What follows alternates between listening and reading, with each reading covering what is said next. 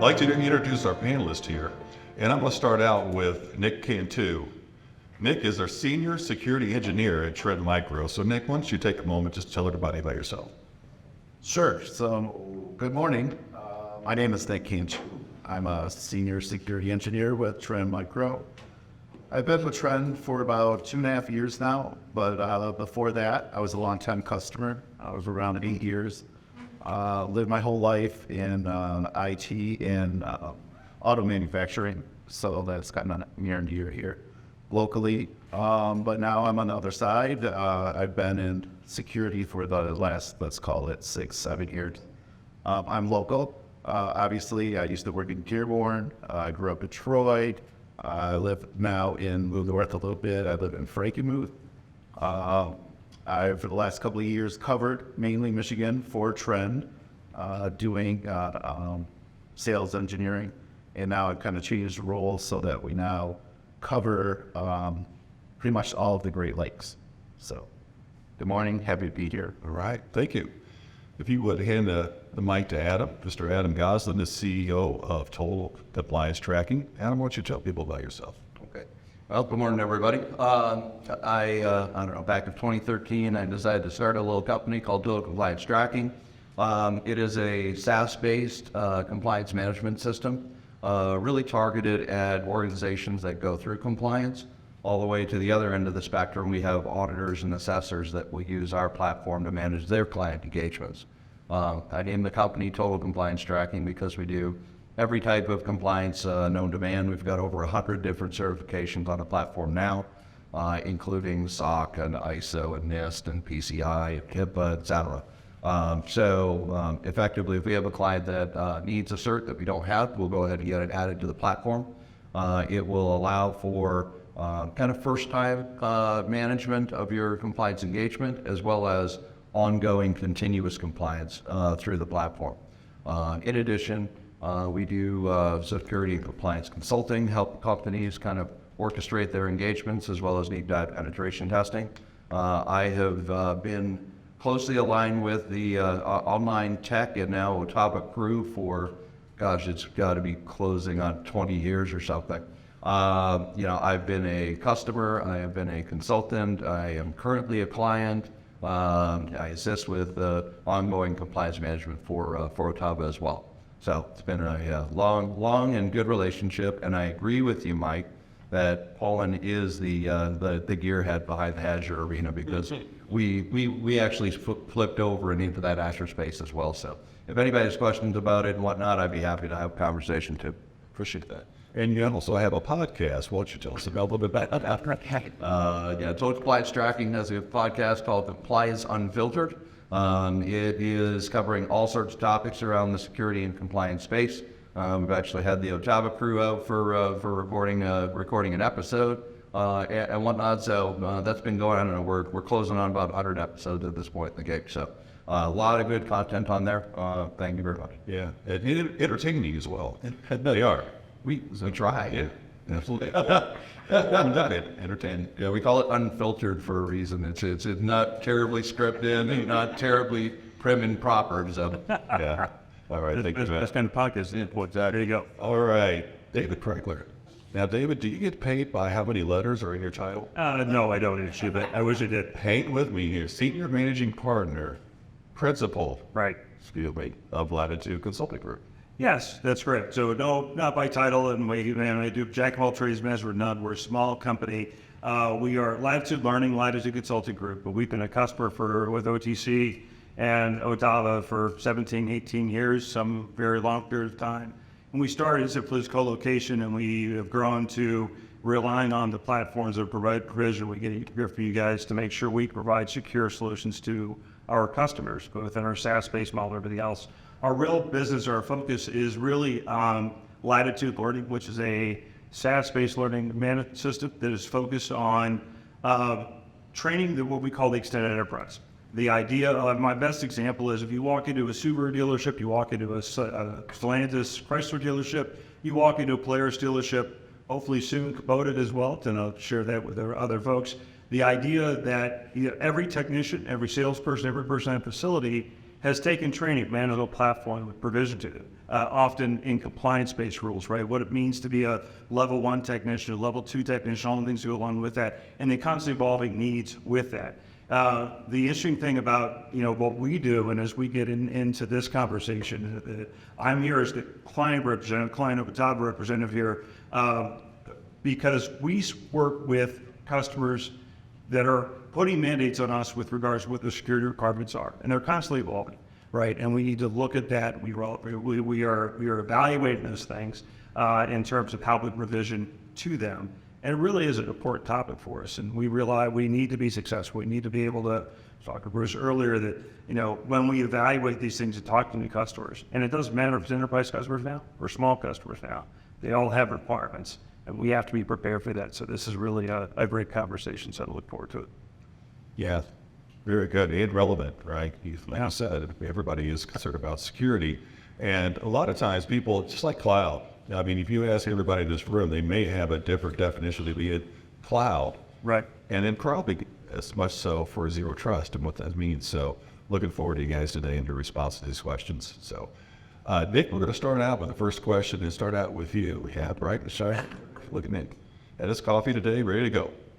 All right, these are two-parted questions. If you need me repeating anything, just let me know. Happy to do that. But Nick, what is your definition of zero trust, and how does it differ from traditional network security models? Starting off with the two-parter. So what is my definition of zero trust? I suppose you could start with, I believe it was Forrester in 2009, the literature.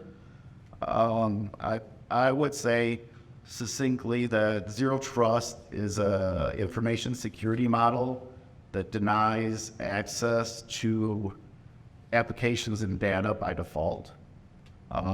So the old never trust, always verify that everyone says.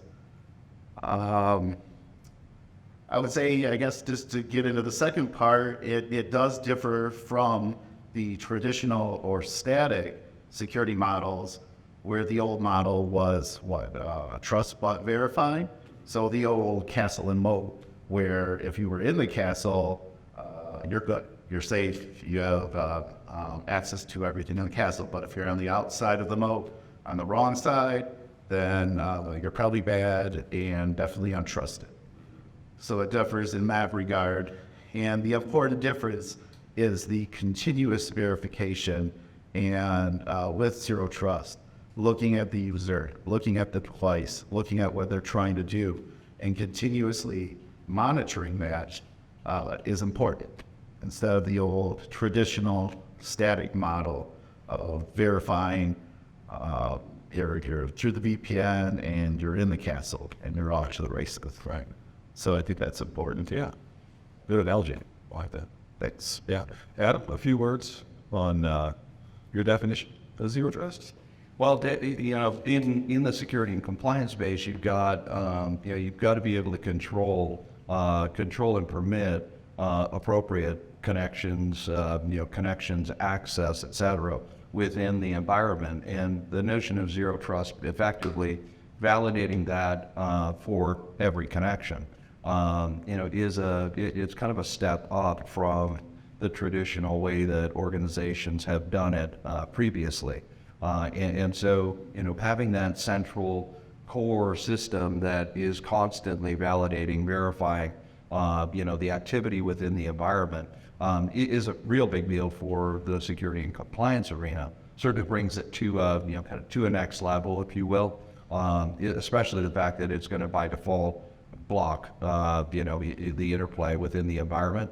That's a real big deal, because one of the challenges is, once somebody gets that, kind of gets through the VPN, if you will, gets into the environment, now, what all can they get to, see, hit, do, et cetera, where in a zero trust model, that's locked down. Right. Right. Dave, just some thoughts for your perspective on this. Yeah, obviously the definition of zero trust is well covered here. The thing that impacts us really is this is fundamentally different from federated security apparatus that we're currently supporting with regards to our clients, right? How does this change?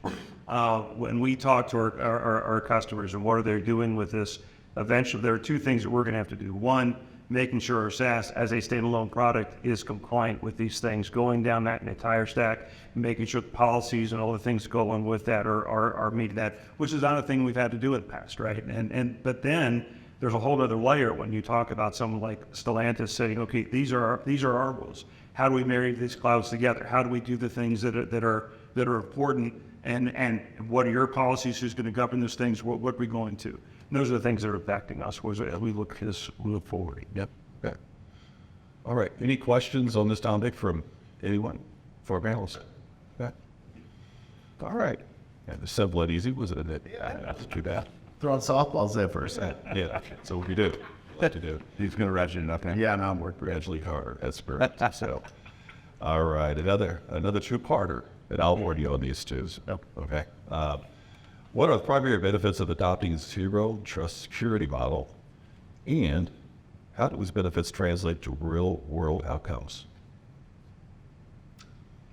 So the first part was, what are the benefits of moving to a zero trust model or architecture? I think these kind of tie together. Maybe I could cover these. Two things come to mind. First, it's kind of an important one. I believe one big benefit that I see with my customers or in the wild or in the field is that adopting or beginning to adopt a zero trust architecture, because it's not something you buy. You can't go out and buy zero trust, right? It's a journey. You start it, you look for where you can start, and you progress through this journey to work and improve your zero trust stand. You really don't get to a point, it's not an end point, or we had zero trust, we're done. It's really a journey. And just starting to move along that journey, one of the key first things that I see with a lot of my customers are in the field is that it immediately slows lateral movement from threat actors. You really don't, just because of it, you have credentials.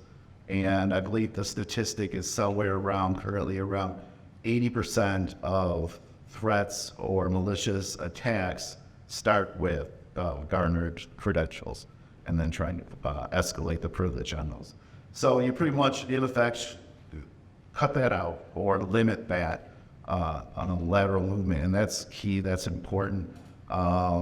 And the other real world benefit that I see from customers is that you can start to move away actually and drop the traditional architecture of using the wide open VPN. This actually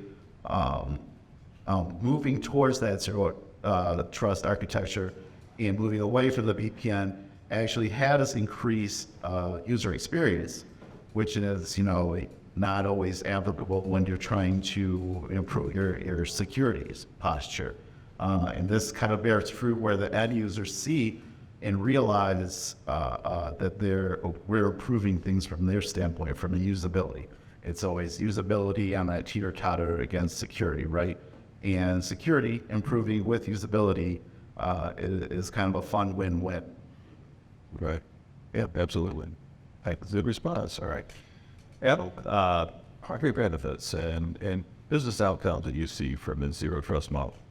Well, the primary benefit is that if you think about it, for any organization that is in a stance where they want to care about their security and compliance, and they have a strong framework, if you will, the premise, I'll use PCI as an example, of the payment card industry today, is security standard for credit cards. That's a fairly prescriptive standard that's out there. And if you take the totality of that type of a standard, effectively the objective of zero trust is embodied in a number of the requirements that fall under something like PCI. There's various controls that work together to kind of put the organization into that position. The problem with it is that each of those individual controls operate separately. And so that gives you opportunities for holes and problems within any of those individual controls. So we've got my firewall my firewall controls, or my access control, or my role-based access control. All of those elements are supposed to play together to achieve that vision. But once you go ahead and basically take the opportunity to flip the switch to go into a zero trust model, that's now enforced across the board. And they can't be a problem over here, a problem over there, a maintenance issue, a timeliness issue. It's actively enforced across the environment is one of the biggest benefits. Our position in this is that readiness for the market. As a SaaS-based company, we talk to organizations of all sizes. We have come to expect that enterprise organizations are going to throw at you a 100-page contract that has serious mandates in it with regards to compliance and what you're providing services to people. And often security is we'll see a simple cause as we're giving a contract a few weeks ago. Hey, you will comply with all security standards, and that's all it said, right? And then and regardless how it evolves, and they make reference to a document that says this is our current security standards. And we know that's coming. And talking to our customer, we know that zero trust is out there, and this is fundamentally different than what has been done before. And so there's a lot of things that need to be done by us to make that happen. So it won't be a zero cost solution. So we have to have that. But more importantly for us, how do we leapfrog the market? How do we prepare ourselves to make sure when we talk to someone that we can answer that question affirmatively? The thing that strikes me, and again, if you look at the SaaS landscape 10 years ago, 5 years ago, it's now. 10 years ago, even Chrysler was saying, oh, we don't want to do this thing called SaaS. Now, 5 years ago, it's now mainstream. And now you look at the requirements and look at the standards they have and everything else, and it's gotten more onerous on us as a provider to them. The thing that shocks me, though, is that we actually had we recently signed a small customer, small in size relative to Stellantis, small in size to most organizations, less than $10 million a year revenue. And they threw at us a equally robust and equally onerous contract and said, here, sign this. And it's like, okay, you're starting to mandate these things. We have to be prepared for it. So our ability to be able to do that is really where we see the benefit of being compliant, sort of leapfrog in the market and being out in front of where we're going with it. Yeah, very good. Very good. Adam, if you keep the mic for the next question, we'll start up with you on this one. It's a little bit. You're Trump. I'm in the bullseye now. Yeah. Right. I believe this might be a three-part. Oh, How does zero trust impact compliance and regulatory requirements? And what steps can organizations take to ensure they meet those obligations? Okay. The impact let's start with I'm actually going to back it up a little bit and then come back into the question.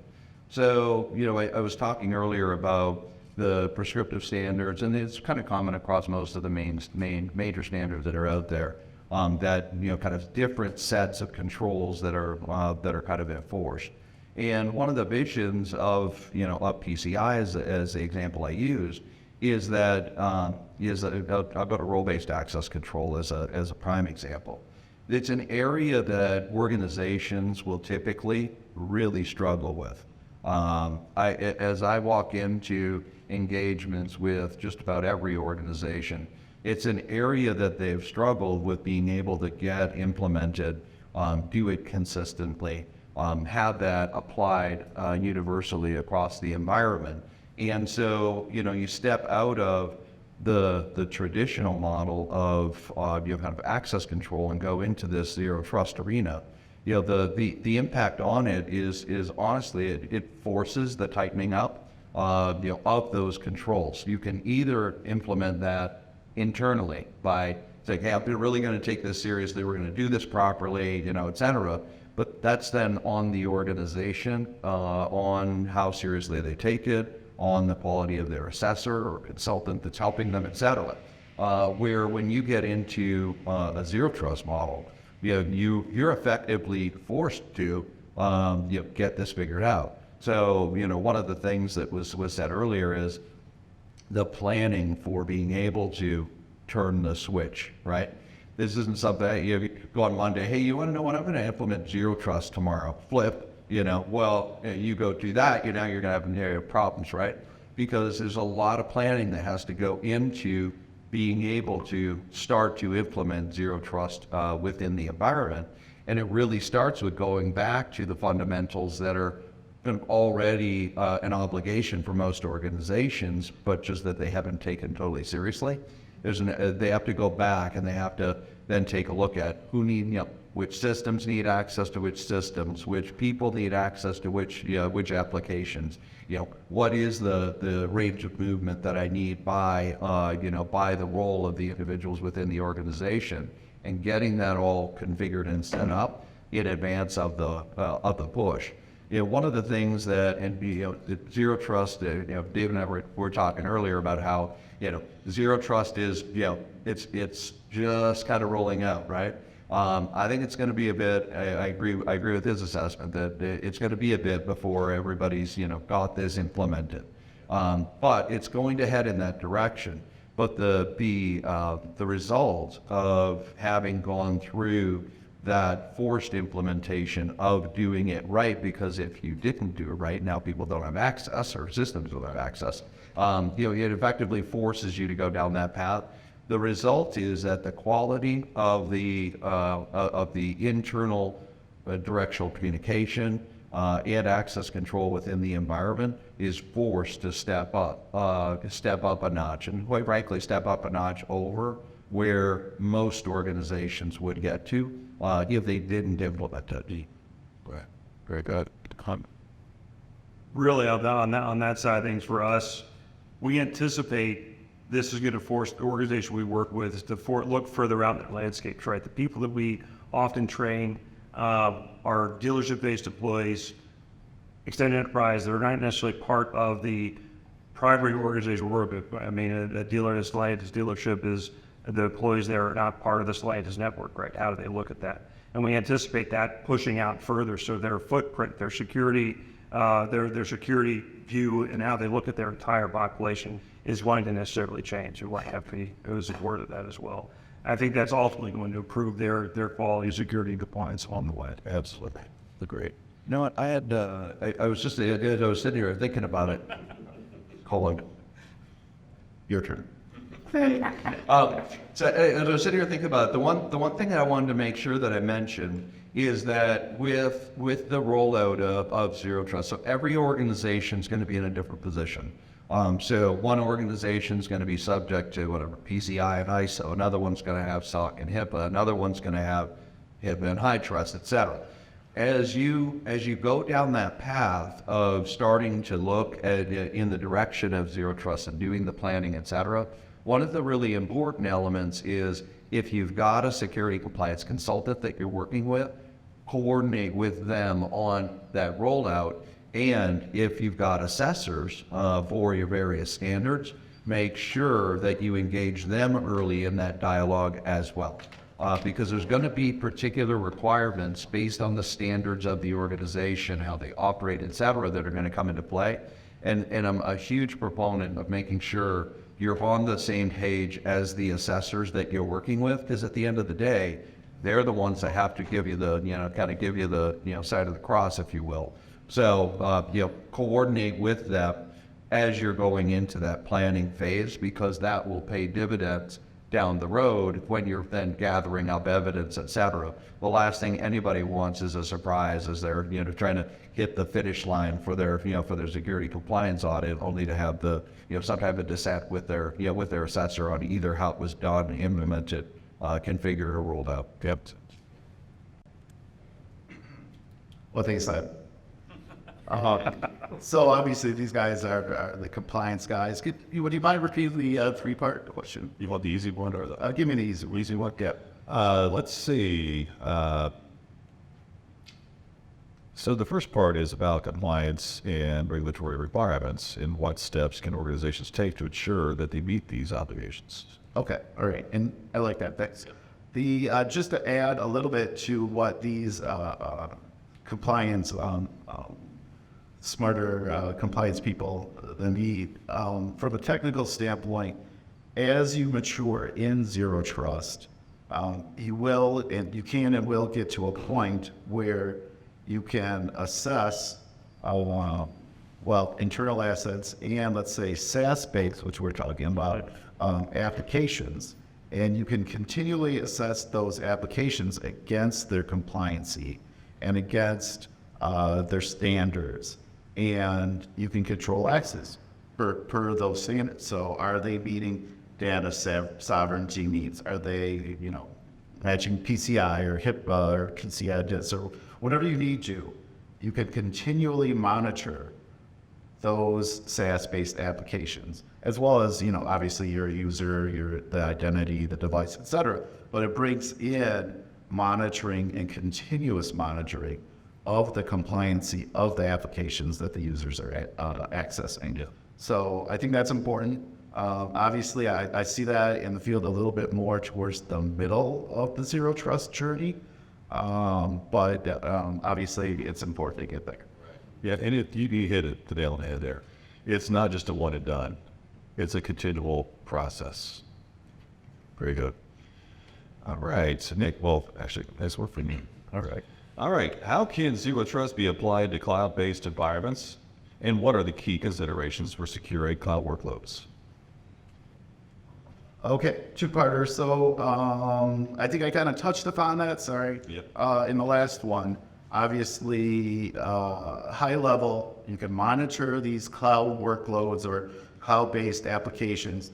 That kind of means two things to me. So I think I kind of covered that. When you say a workload, to me, in my world, a workload, a cloud workload would be like a cloud server, let's call it like an EC2 instance, which Trend Micro obviously covers in agent-based protections, which we could get into. But that's important to cover that server workload or cloud workload that way, which then does feed telemetry into our zero trust or zero trust risk insights, which scores, and this is how kind of getting into how Trend Micro does it, but keeps a continuous score of your security posture.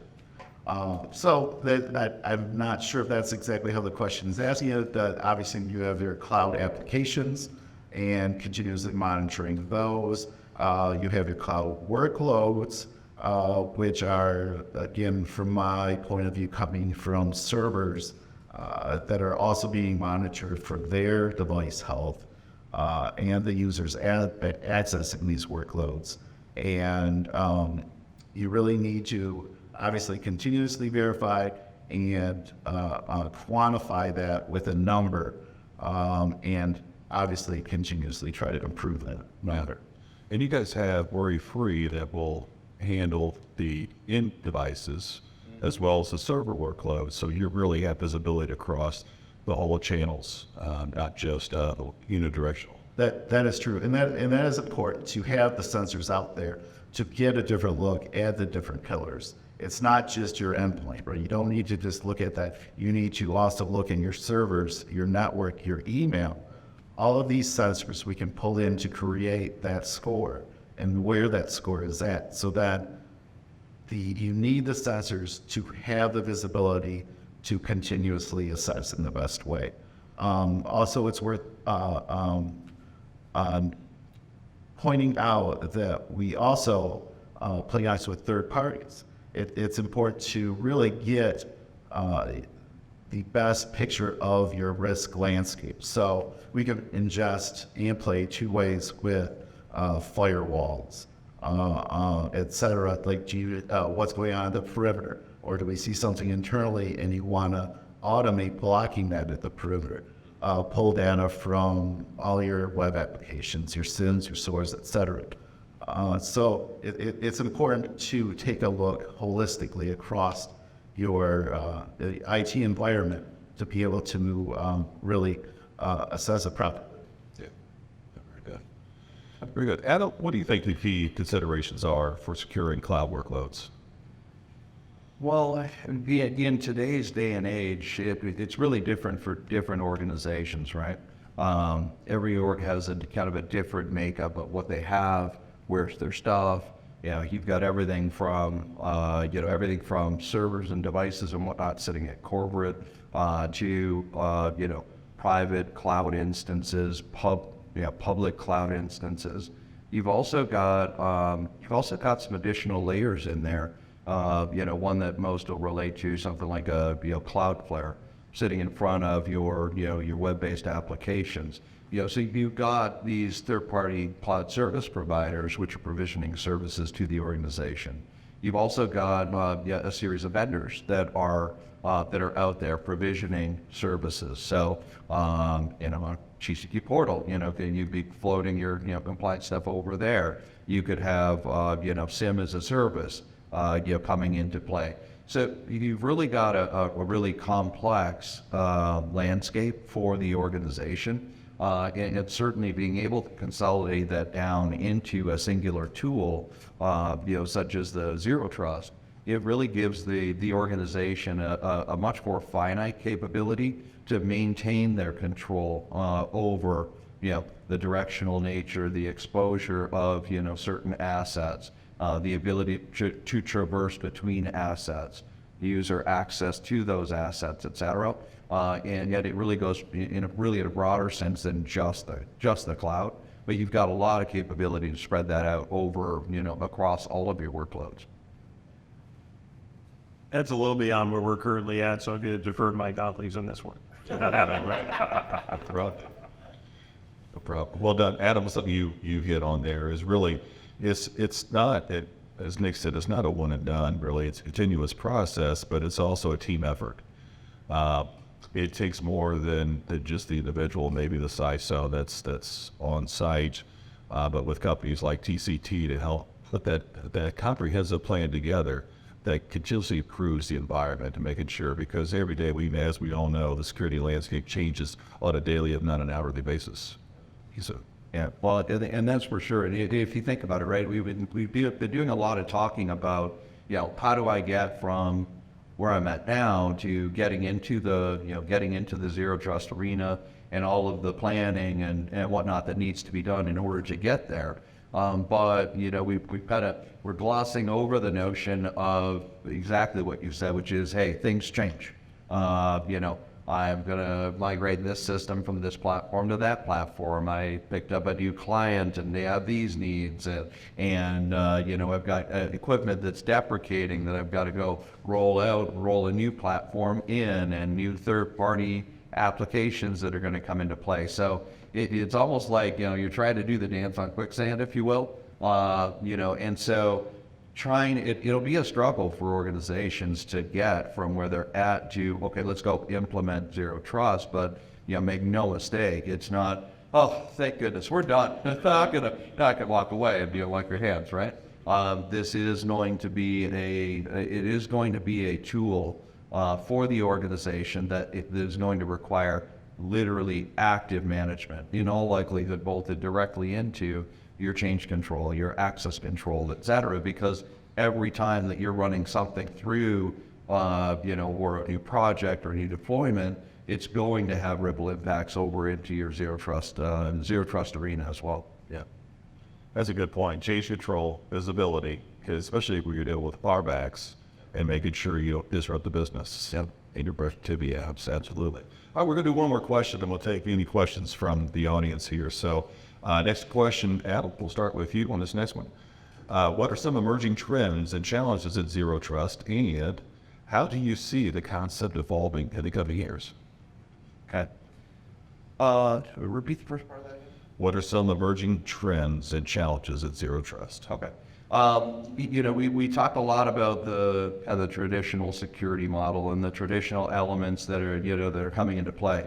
There's been a number of developments in terms of securing, whether it's lateral movement within the organization, the access control arena. So we talked about how Zero Trust is just coming into age and starting to get rolled out. We had predecessors of network access control mechanisms, et cetera.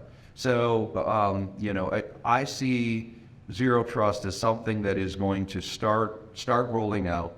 I see it kind of blossoming over the course of the next maybe year or two, type of thing. It's going to take organizations a minute to get their arms around it, get rolled up for deployment. and really get their sea legs around the active management of it. What do I see coming in the zero trust arena? I see it basically embodying greater and greater arenas within the organization. I think the way that a lot of companies are gonna initially roll out their zero trust is they're going to roll it out to their kind of their core assets, their what they really need to protect initially, and I think that's going to be phase one. And after they get through that phase one rollout, then they're going to. I think their initial problem is going to be the impacts of active management. If things going, oh gosh, this thing isn't working because we've dropped the ball on our chain control or access control, etc. We deployed this new project and somebody didn't set it up correctly with zero trust, etc. So it's going to take organizations a minute to get their arms around the active management, ripple impacts around the day-by-day business. And then what I think you'll see the organization then starting to layer up from there to their next layer, next tiers of protection that they can put around the organization. They're probably not going to start with a lot of the third-party stuff, if you will, but they'll start to roll it out and into there. And that's where I see, kind of the longer-term rollout of zero trust is going to be continuing to add layers to to that onion, and folding things in, getting their arms around how to tactically manage it, and then moving out to the next tier. So I'll see them rolling it out in waves. You took away my impromptu question. I was going to ask, how do people get started? What's the easiest steps? People right into it. So, great answer. Great answer. David? I think I agree with you. The concentric circle model, what we're talking, when we talk to organizations that know what they're doing, again, it's sort of building up from that core and how their key assets and moving out. Third-party apps, right now, they're going to put mandates on us with regards to making sure that the third parties are compliant, but how they tie those two things together, I don't think is very clear at this point because they're just evolving. I think that's definitely where the part of this in the zero trust world needs to go, is making sure there's a strategy. Because look, we're one provider. We have the technology stack and the way we're going to do this. We're going to be compliant with regards to zero trust and what we're doing. But how do we connect to the next guy? How do we connect to the next guy? And if we have to make adjustments along the way, that has to be more ubiquitous. We got to figure out ways to make sure that ties together. So those are the things that are concerning us with regards to the implementation strategy going forward. Yeah, that's a good point. In terms of your question around where do we see it headed, right?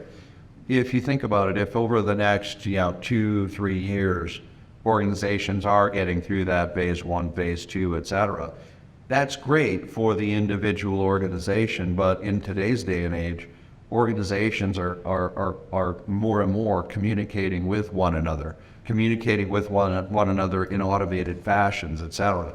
So one of the things that I kind of see coming on the zero trust arena is, and it'll be interesting to see how it plays out because nobody knows yet, is seeing how that interconnectivity between organizations is handled. I can almost see kind of hubs or something in between the organizations that are brokering the communication, et cetera, because everybody's going to have their own for their environment. But I think you're going to see some intermediary technology coming into play, so that it'll facilitate that communication between the organizations, especially those that have common deployment models. So let's use Cloudflare as an example. They're integrating with a number of organizations. I can see them from kind of a service provider perspective, having a hub that facilitates the interconnectivity or the mesh between the various zero trust models that are out there. Bring us home, Nick. All right. So just to touch on that real quick, the Trend Micro does do things such as CTNA gateways that kind of do CASB brokering in between indications. So not that we're trying to take on Cloudflare, but that's one way I can see that these connections can be brokered. But I want to swing back, and I cannot believe I'm going to last on a question that has to do with trends. So I guess, Mike was the wrong hand. Right. So, concerning trends, I actually kind of looked this up to try to have hard data on hand. And it was something like that. I'm going to paraphrase.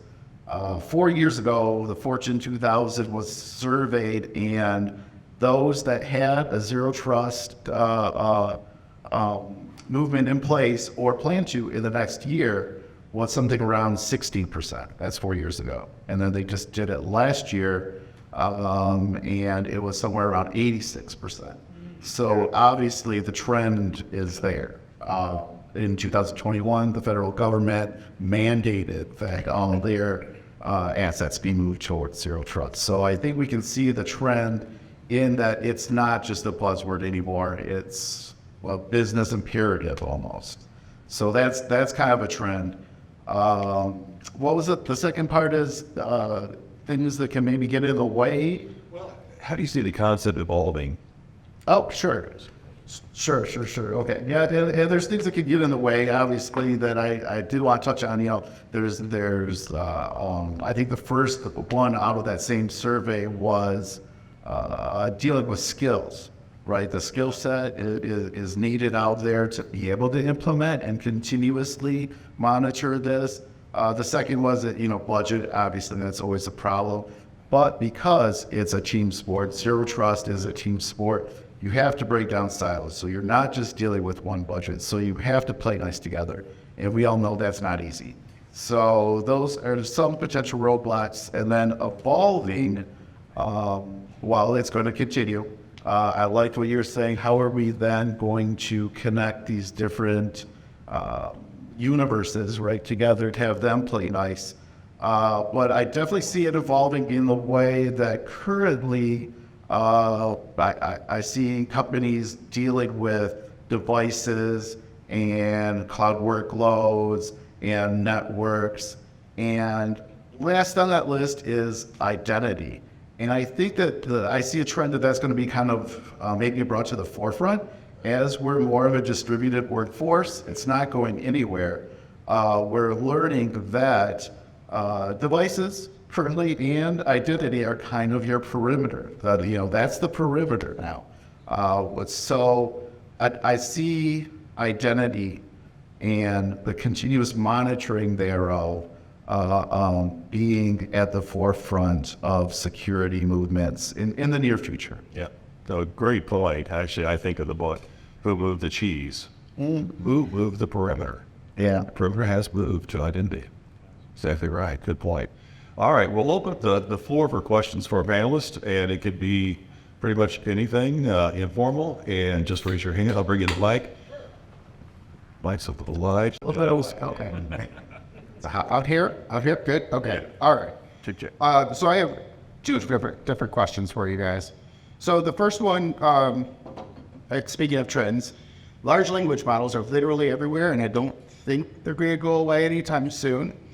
My problem is, as much as they help, they also seem to open a huge security hole. So from a zero trust architecture point of view, how do we use those tools that are going to be coming and avoid having them be a giant security hole? Wow. We'll have them help us write the scripts to protect us. That's a great point, and it's super relevant. And to be honest, completely honest, we at Trem Micro are continuously working through how to best attack that. And not really attack, maybe that's not fair. That's to use it properly, and you're right, it's not going anywhere, how to embrace it, and actually how to incorporate it. So if that really is, to give you a non-answer, that's a state of flux. That's a hot topic that we're keeping an eye on. We're already using it to our advantage, but I foresee it obviously only getting more and more ubiquitous, but also more and more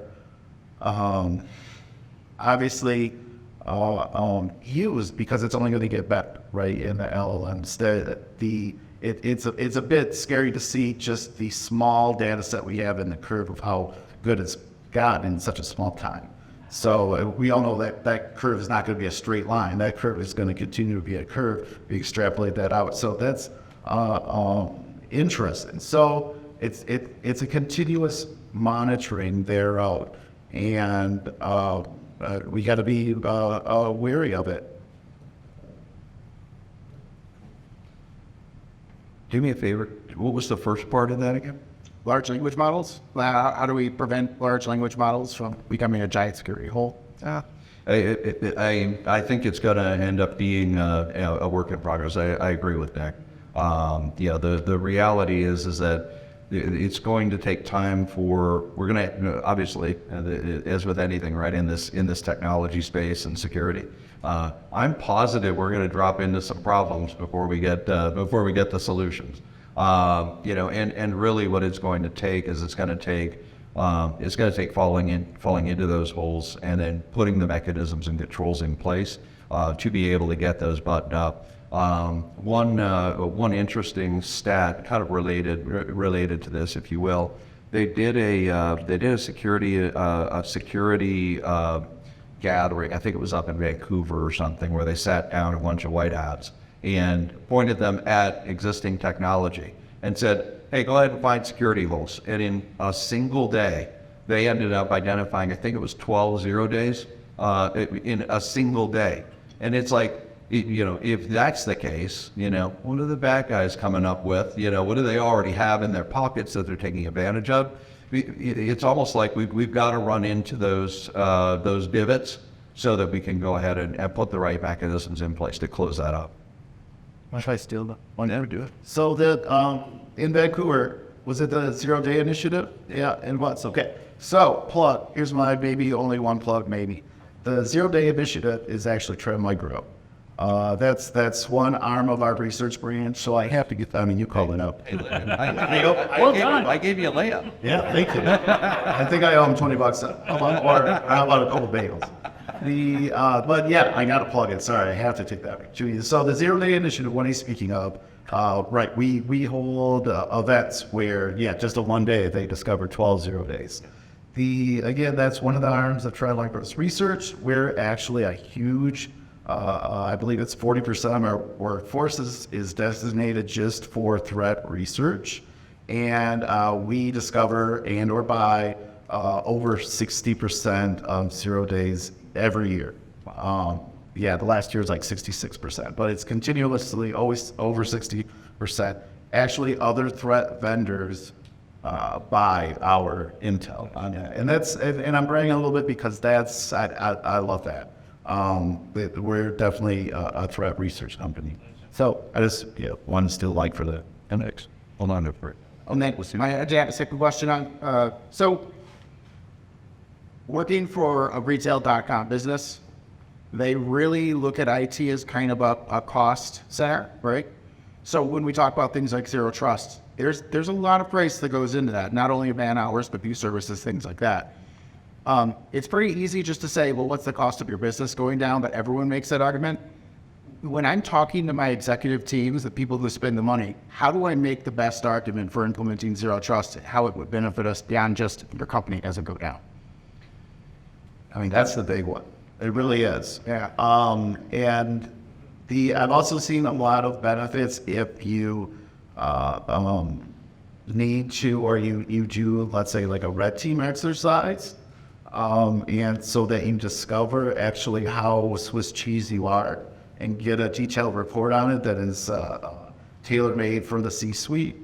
That's important. And another factor that I see kind of pushes this movement along is cyber insurance. I believe your C-suite will want to be or needs to have a policy, right? And the policies are getting stricter. That used to be a cash cow, and now it's kind of bleeding money. So they're really tightening it down. I see this so much in the field. It started with, do you have EDR? Then it's like, do you have XDR? Do you have SOAR? I want to see your playbooks, actually, I've seen from some of our other companies. So that, you want to remain insurable. You want to keep your policies down. That is a big push. So I'd start taking angles that make sense to the C-suite. I definitely want to talk about this one.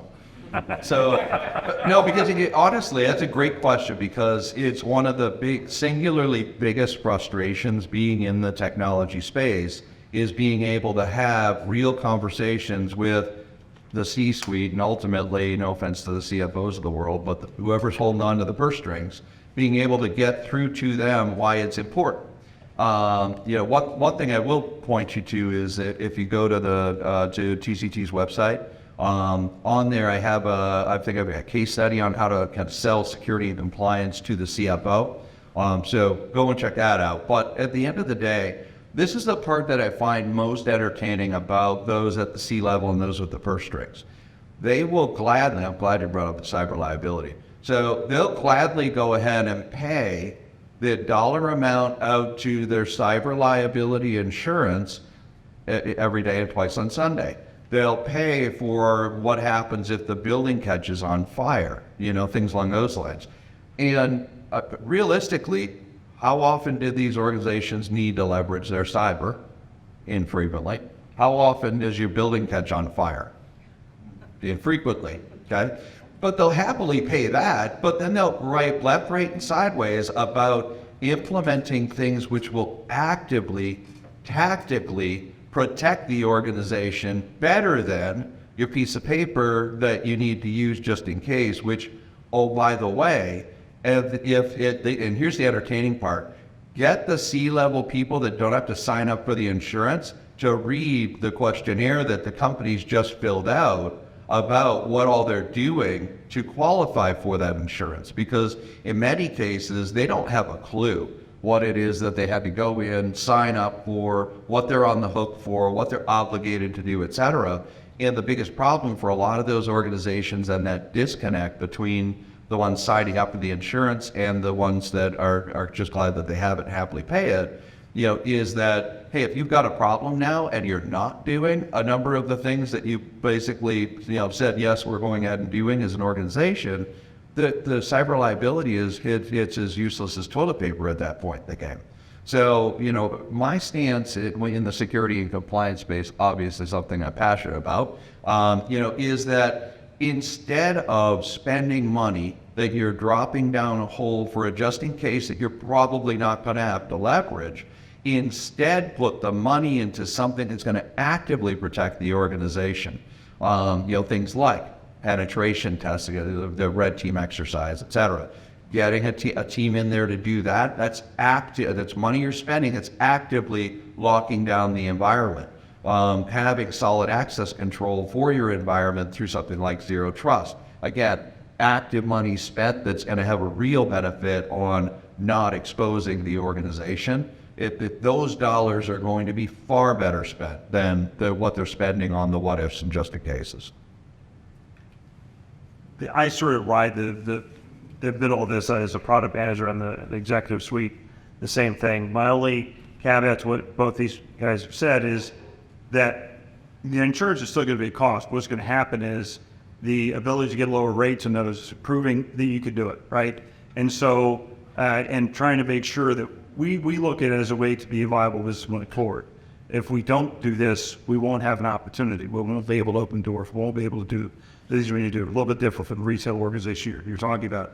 But ultimately, it really does boil down to how do you lower your cost? I mean, yes, there's an investment here with your insurance. Our requirements with regards to some of our clients has gone to $10 million policy holding with regards to events and other things happen. And we have not been queried by our insurance provider yet with regards to those things, but we know what's coming. So, and I think it's going to be compliant with those elements to drive down that ongoing risk. Yes, it's something we hope we never have to use, but the reality is making investment now to make sure you're not going to have that force or out. So. The other thing I was going to say on this one is, as it relates to the cyber, if I go back, I don't know, let's say I'll go back a decade, the cyber liability application was, I don't know, 8, 9 questions, something like on one sheet of paper. I think I've been seeing them lately, and kind of not only for TCT but also for helping client. It's a book. The reality is that the cyber folks end up basically get their butts handed. The cyber insurance folks get their butts handed to them because everybody's like, type of deal, and then we're having disconnects and problems. So they're getting a lot more serious about it. But the one trend that I'm starting to see in that cyberspace is that the light bulbs are starting to go on with the insurance carriers that, hey, it is important for organizations to take their security and compliance seriously and I'm also seeing more and more of those carriers willing to offset the costs of the insurance if the organization can prove out that they've got a strong stance, aka they're going through third-party assessments and audits and are meeting these more stringent standards, et cetera. I'm actually seeing them provisioning discounts on that as well. So that's heartwarming to see at this point in the game, because it's been, about a decade in the making, heading in that direction. Which is money saved, which offsets cost involved to more secure. More of it.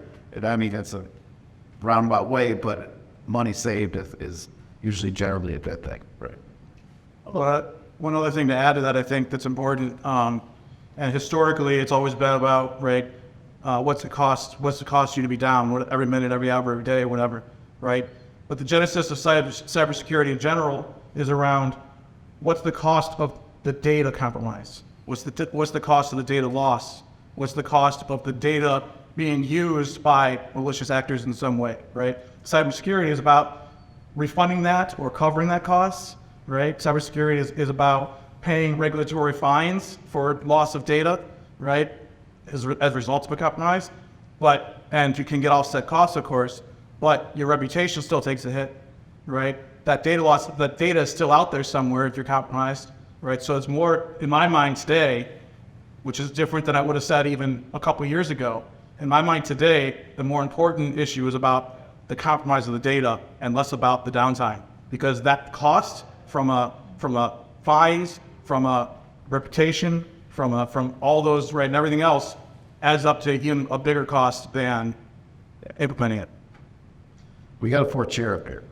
I have a question for the panel now. So we talked a lot about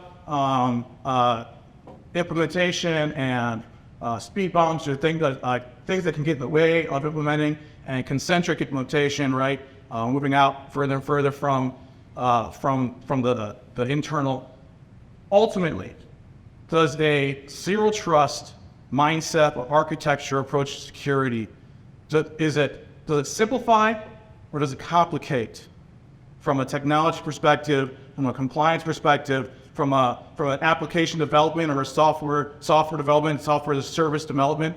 Does it simplify or does it complicate your choices and your security in your cross organization?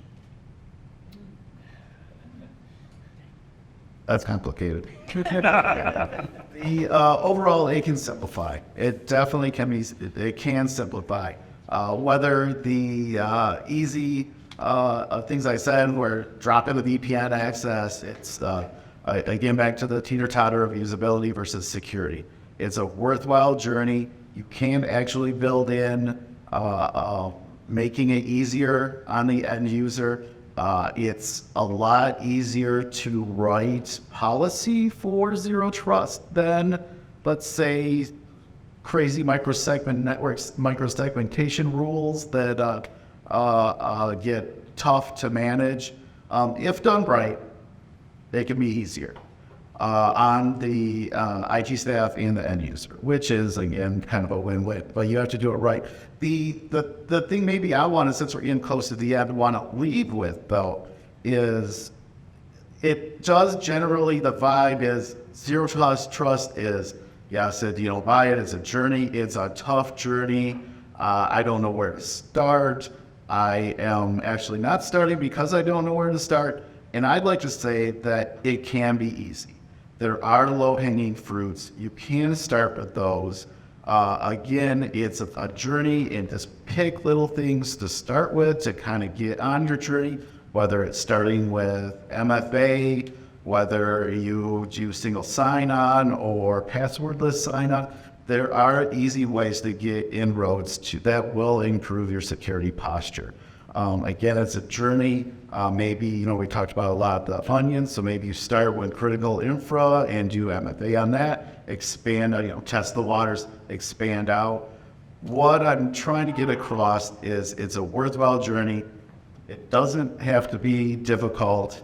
And another, maybe here's my last plug, is having a good partner to do that journey with is key.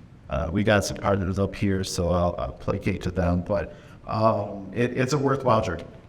Thanks. Tell you what, my answer can be shorter than yours. I guarantee it. All right. So for us, actually, I think there are right now it's going to be a heavier lift for us, right? It's a strategy. We're sort of leaving a couple of things along the way. We know that, but we ultimately believe that in getting there, it becomes easier for us to be better for our clients and be open to our clients. So that's really where we're going to be. And to echo the earlier points, having good partners along the way are helping with us. We have architecture discussions with OTAVA along the way. Where can we go with this? How can we answer questions? We view our partners as an extension of our team. And it's really going to help us move forward. So that's my pitch or my answer to your question. I love it. Is it going to make it more complicated or easier? Yes. And you know I'd echo Nick's sentiment in that for the person that's and people that are hearing this, that are listening to this conversation unfold, one thing I want to make amazingly clear, and that is, yes, do it. Don't pause, et cetera. Is it going to be complicated out of the gate? Yes. This is a complicated arena. Like I said, most organizations that I'm dealing with have huge struggles with their kind of initially walking into the security and compliance realm and getting their firewall rules under control, their inventory under control, their access control under control, role-based access control. These are common areas that every single organization I've ever dealt with struggles with. And so is it going to be complicated out of the gate? Yes, it is. Because now you're trying to get your arms around this. You're trying to translate your world into this zero trust model. So it's got to be some effort out of the gate. Is that effort going to be worthwhile? Oh, hell yeah. Because when you get there, things will be extremely easier to deal with. Once you get through the bumps of, how do I integrate my change control into this rollout? How do I take my access control and get that bolted in? As you're figuring those elements out, things are going to get progressively easier and easier and easier for the organization that does the adoption, does the rollout, and takes it seriously. Because once you've gone ahead and flipped the switch on a certain arena, that's part of the joy of zero trust is that it's going to lock it down. So that's where the planning and the complexity comes into play, is that up front. But the organization ultimately will be far better off, and quite frankly, far better off than even an organization that does it from a strong position in a traditional sense. I think they're going to be better off once they get into that zero trust arena as well there too. Very good. Any other questions from the audience? Okay, I'm going to end with one that we have here, and it's one that I think we circulated before, so hopefully this doesn't surprise you guys. It'll be a soft pitch thing. But how do you measure the effectiveness of your plan, of your zero trust strategy? Or is that a press pitch? Wow. The mic came in first. The measurables, how to quantify sorry, last question I said last plug. But the best way I know, in Trend Micro, in our Zero Trust Network analytics on our platform, it is actually quantified for a number that you see how that number has fared over the last year or longer over time. That's what I'm trying to say. So you can look at devices, users, etc. How are they faring on many, obviously, it depends on what sensors you have and what key analytics you want to look at, but it is actually quantified. And it's very easy to take a look at right away, beginning of the morning, what's the number here, and what actions do we need to take this number to what number that is acceptable. It's pretty fun in the way that I don't want to say it's gamified, but I have many customers that enjoy getting that number as low as possible. And it's great that Trend has worked to develop a system that actually helps you set goals and works with you to achieve those goals. So we've worked, our developers have worked tough to actually put an actual number on things. So Perfect. Very good. Very good. Any final comments? Sure. I was gonna carry on to that. So, if you will, measurement of that success. Certainly we talked about the starting with your core, rolling out. Certainly measures of the success would be your progress of the rollout against the kind of comparing the totality of your access control, your asset rollout, things along those lines as a percentage, as a total. Certainly you can watch that progress continue. The other kind of fringe benefit here is that for those assets that have been rolled out, you almost get reporting of the inverse of your question, not necessarily what are the benefits of the rollout, but now you've got visibility to what's failing, what's hitting the wall, what's not, what's getting blocked and not passing through. Insights into the environment and the directional nature of of attacks, whether you've got internal threat actors, et cetera. You're going to gain a lot of additional insights into your environment, as well as detection mechanisms for, hey, here's when we got a problem. So all of those will combine to kind of give measurable improvements to the organization. Dave, any final? Not really on this subject. We haven't even thought about how you measure these things. Obviously, one is retaining clients and attaining new clients is really the broad measure for us. But my architecture teams are thinking the same things you guys are. Where do you start? What's the core? How are we pushing out a lot of those things? I think that's, as we look at that landscape, what does that mean for us now? That's really probably how this measure for ourselves. Well, great commentary, guys, because a lot of people struggle with even how to get started. So we touched on how to get started, the easy steps for to start at.